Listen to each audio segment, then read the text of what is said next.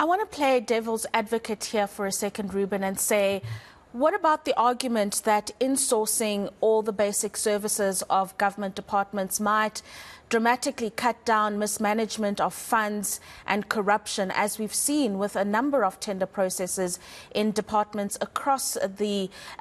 entire government?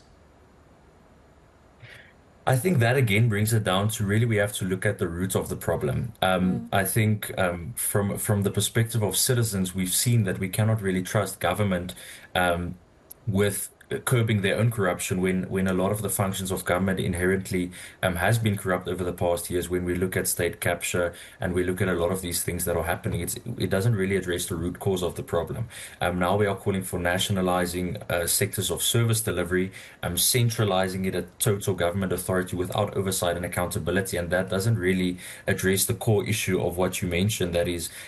tender abuse and tender processes not being always up to standard, and we have to address those problems at the roots. And some of the things that we can do with that, just briefly, is a stricter enforcement of the anti-corruption statutes,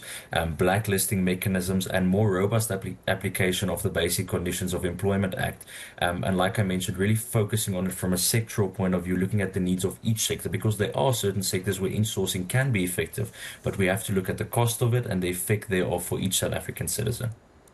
Thank you very much for your time this afternoon. That was a foundation, the chair of the Foundation for Rights of Expression and Equality spokesperson,